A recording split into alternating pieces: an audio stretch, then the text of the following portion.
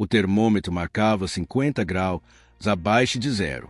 O Alasca estava morrendo no escuro, e o único sopro de vida dependia de patas feridas e um coração valente. Esta não é apenas a história de um animal. É a lenda do cão que desafiou a natureza, atravessou uma tempestade mortal e correu contra o próprio tempo para salvar crianças que o mundo já dava como perdidas.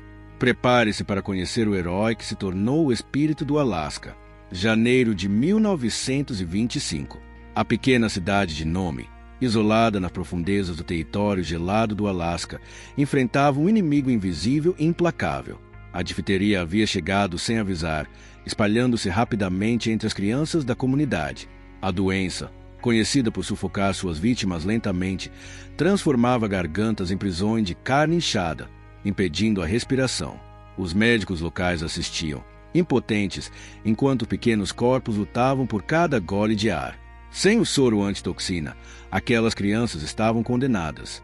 O problema era simples, mas absolutamente desesperador. O soro existia. Estava a mais de 1.000 quilômetros de distância, em Anchorage, entre Nome e a salvação. Estendia-se um deserto branco de montanhas congeladas, florestas impenetráveis, uma temperatura que matava humanos em minutos de exposição. O inverno do Alasca não perdoava. Aviões não podiam voar em meio às tempestades que açoitavam a região. Navios estavam presos pelo gelo que se formava como muralhas no oceano. Restava apenas um caminho, uma possibilidade tão insana quanto necessária. Os trenós puxados por cães eram a única forma de transporte capaz de atravessar aquele inferno branco. Mas nenhum musher, nenhum condutor de trenó, jamais havia feito aquela distância em pleno inverno. A ideia era correr contra a morte através de mais de 1.000 quilômetros de paisagem mortal, onde o vento cortava a pele como lâminas e o frio transformava a respiração em cristais de gelo antes mesmo de deixar os pulmões. A decisão foi tomada. 20 muxés se voluntariaram para formar uma corrente humana e canina através do deserto gelado. Cada um cobriria um trecho da rota, passando o soro adiante como um bastão em uma corrida onde cada segundo custava vidas. O pacote contendo a antitoxina foi embalado em peles e enviado de trem até Nenana, o ponto mais próximo acessível por ferrovia. De lá, começaria a jornada mais desesperada já tentada no Alasca. O primeiro musher partiu sob uma nevasca que mal permitia enxergar a própria mão estendida. Os cães avançavam guiados apenas pelo instinto e pelo treinamento, suas patas afundando na neve fresca, seus corpos lutando contra rajadas de vento que os empurravam para o lado. A temperatura despencava a cada hora, transformando o ar em algo denso e doloroso de respirar. Ainda assim, eles seguiram. Não havia outra opção. Um a um, os muxés completavam seus trechos e entregavam um precioso pacote ao próximo corredor. Homens e cães trabalhavam além de seus limites, além da exaustão, além do que parecia humanamente possível. Alguns cães perdiam as unhas arrancadas pelo gelo. Outros sangravam pelas patas dilaceradas pelo terreno cruel. Mas nenhum parava. O pacote seguia em frente. Foi então que chegou a vez dele.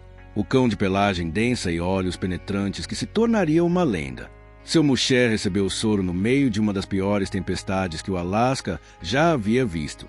O vento uivava como uma criatura viva, e a neve caía tão densa que transformava o mundo em uma parede branca sem fim. Outros muxers teriam esperado. Teriam buscado abrigo até a tempestade passar. Mas não havia tempo para esperar. As crianças não podiam esperar. A matilha partiu para dentro da nevasca. O cão líder guiava o grupo com uma determinação que parecia sobre-humana. Seus olhos azuis cortavam a brancura ao redor, fixos em um destino que apenas ele parecia enxergar. As patas martelavam o gelo com um ritmo constante, hipnótico, implacável. Atrás dele, os outros cães seguiam, confiando cegamente em sua liderança enquanto a tempestade tentava arrancá-los do caminho. A temperatura caiu para níveis que congelavam a saliva antes dela tocar o chão. O musher, protegido por camadas de pele de foca e caribu, mal conseguia segurar as rédeas com mãos que já não sentiam os dedos. Mas os cães continuavam. O líder continuava.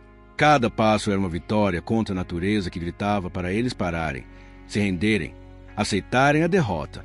Horas se transformaram em uma eternidade gelada. O corpo do cão-líder trabalhava no piloto automático, músculo, vontade substituindo qualquer pensamento consciente. Não havia mais fome, não havia mais dor.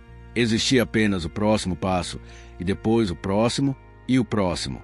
A matilha atravessou rios congelados onde o gelo fino ameaçava quebrar a qualquer momento. Escalaram encostas onde o vento era tão forte que jogava os cães menores para o lado. Em determinado ponto da jornada, a tempestade atingiu sua fúria máxima. A visibilidade caiu para zero absoluto.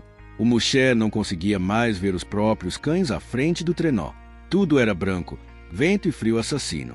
Qualquer pessoa racional teria parado, teria se rendido. Mas aquele cão não era racional. Ele era pura determinação cristalizada em forma canina. O animal liderou sua matilha através da tempestade, guiado apenas pelo instinto e por algo mais profundo, algo que os humanos nunca poderiam completamente compreender. Talvez fosse lealdade. Talvez fosse o vínculo com seu Musher. Talvez fosse simplesmente a essência do que significa ser um cão de trenó do Alasca, criado e treinado para fazer o impossível quando chamado. Quando finalmente emergiram do outro lado da tempestade, vários cães da matilha mal conseguiam ficar de pé. Suas patas deixavam rastros de sangue na neve. Seus corpos tremiam de exaustão tão profunda que parecia impossível que ainda respirassem. Mas o pacote estava seguro. O soro estava intacto. E o próximo Musher estava esperando para continuar a corrida. O cão líder entregou sua parte da missão e desabou na neve. Seu pelo estava rígido de gelo. Seus olhos, antes tão penetrantes, agora eram apenas fendas de exaustão. Mas havia algo naquele olhar, uma satisfação, um conhecimento profundo de que ele havia feito o que nascerá para fazer. A corrida do soro continuou, através de outros Mushers e outras matilhas. Cada equipe enfrentou seus próprios desafios, suas próprias tempestades, seus próprios momentos de quase derrota. Mas todos perseveraram. Todos seguiram o exemplo daquele cão líder que havia mostrado o caminho através do impossível. Finalmente, após dias de corrida ininterrupta através do inferno gelado, o soro chegou a Nome. O médico local recebeu o pacote com mãos trêmulas, lágrimas congelando em seu rosto antes de caírem. As crianças foram tratadas. A epidemia foi contida. Nome foi salva por uma corrente de Mushers e cães que recusaram aceitar a derrota. A notícia da corrida do soro se espalhou pelo mundo. Jornais publicaram manchetes sobre os heróis do Alasca. Mas entre todos os Mushers, entre todos os cães valentes, um nome se destacou. O cão líder que havia atravessado a pior tempestade, que havia guiado sua matilha através e parecia ser morte certa, tornou-se um símbolo. Um símbolo de coragem, de lealdade, de sacrifício. Estátuas foram erguidas em sua homenagem. Histórias foram contadas e recontadas. Crianças cresceram ouvindo sobre o cão que salvou o Nome. Mas para aqueles que estavam lá, para aqueles que viram os cães chegarem com patas ensanguentadas e corpos quebrados de exaustão, não eram necessárias estátuas ou histórias. Eles sabiam.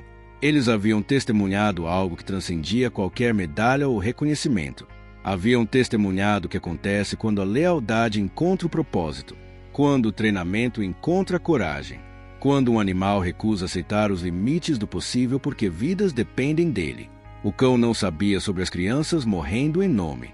Não entendia sobre difteria ou antitoxina, mas sabia sobre dever, sobre confiar em seu Musher, sobre liderar sua matilha através do que quer que o mundo jogasse contra eles. Anos depois, quando finalmente descansou seus ossos cansados pela última vez, o Alasca chorou. Mushers que nunca haviam conhecido o animal pessoalmente baixaram suas cabeças em respeito, porque ele não era apenas um cão. Era a alma do Alasca em forma canina. Era tudo que aquela terra brutal e bela representava. Hoje, quando as tempestades açoitam o Alasca e o vento uiva através das montanhas congeladas, alguns dizem que ainda podem ouvir o som de patas na neve. O fantasma de uma matilha correndo através da nevasca, liderada por olhos azuis que nunca aprenderam a desistir. É apenas uma lenda, claro. Uma história que pais contam para filhos nas longas noites de inverno. Mas as lendas nascem da verdade. E a verdade é que houve um tempo, em janeiro de 1925, quando a linha entre vida e morte foi cruzada por cães que recusaram parar. Quando o impossível se tornou possível porque ninguém disse àqueles animais que eles deveriam falhar. Histórias de coragem assim merecem ser lembradas. Se você acredita que o melhor amigo do homem é capaz de milagres, deixe o seu like agora mesmo. Isso ajuda esse tributo a chegar a mais pessoas. E não esqueça, Inscreva-se no canal e ative o sininho para não perder nenhum dos nossos relatos épicos. Ao final do vídeo, eu quero saber de você. Qual parte dessa jornada mais te chocou? Deixe seu comentário. Eu leio todos. O legado daquele convive além das estátuas e além das histórias. Vive em cada mulher que amarra seu trenó e confia sua vida aos cães que correm à frente. Vive em cada animal que recusa desistir quando o mundo diz que deveria.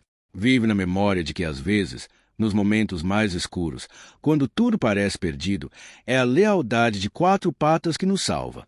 O Alasca não esquece seus heróis. E o mundo não deveria esquecer o cão que provou que coragem não conhece espécie, que sacrifício não precisa de palavras, e que às vezes o maior entre nós caminha sobre 4 patas, se possui um coração maior que qualquer tempestade.